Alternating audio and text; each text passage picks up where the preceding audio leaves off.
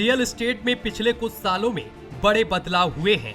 आम आदमी की पहुंच से बिल्डर्स के प्रोजेक्ट दूर होते जा रहे हैं, जिसकी सबसे बड़ी वजह है सरकार और नियमों का सख्त होना। रियल एस्टेट सेक्टर में फैले भ्रष्टाचार पर केंद्र सरकार के चाबुक रेरा ने बड़ा असर किया है, जिसकी वजह से कई बिल्डर या तो डिफॉल्टर घोषित कर दिए गए हैं या लोगों की गाढ़ी कमाई का पैसा डकारने वाले जेल भेज दिए गए हैं।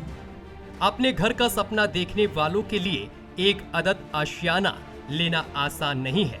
आज भी कई बिल्डर ऐसे हैं जो ईमानदारी से रियल एस्टेट में काम कर रहे हैं।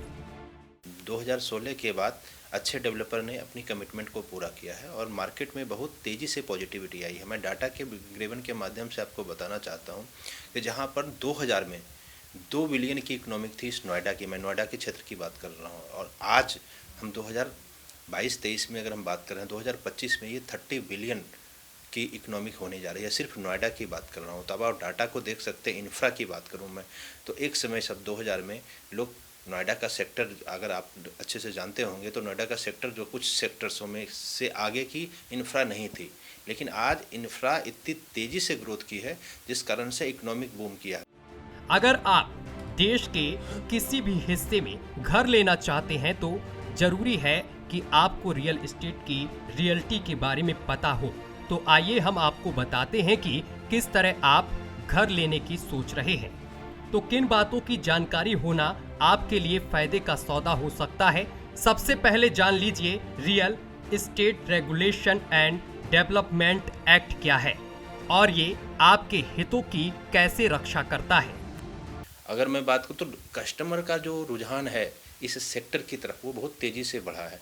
तो रेरा आने के कारण निश्चित ही बहुत बड़े परिवर्तन की ओर रियल एस्टेट सेक्टर जा रही है। इसमें हाँ और सुधार की गुंजाइश है, लेकिन आने वाले टाइम में आप देखेंगे तो बहुत तेज़ी से इंफ्रा की डेवलपमेंट होती है। अभी सड़कें जिस तरीके से बन रही है, जिस तरीके से इंफ्रास्ट्रक्चर बन रही है, उस हिसाब से हमारी इकोनॉमिक बहुत तेज़ गति से बढ़ेगी, जिसमें रियल एस्टेट का एक महत्वपूर्ण योगदान होगा।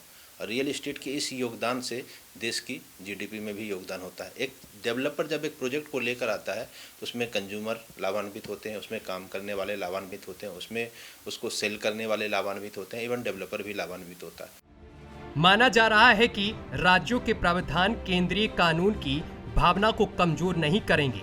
रेरा भारतीय रियल एस्टेट इंडस्ट्री का पहला रेगुलेटर है। रियल एस्टेट एक्ट के तहत यह अनिवार्य किया गया है कि सभी राज्य और केंद्र शासित प्रदेश अपने रेगुलेटर और नियमों का गठन करेंगे, जिसके मुताबिक कामकाज होगा। रियल एस्टेट रेगुलेशन एक्ट आने के बाद भी कई बिल्डर ऐसे हैं जो लोगों से धोखाधड़ी कर रहे हैं और करोड़ों रुपए लेकर चंपत हो जाते हैं।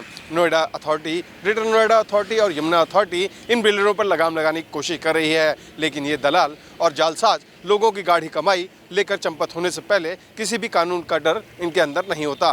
कैमरा पर्सन दीपक के साथ प्रेम उपाध्याय, नोएडा एक्सटेंशन।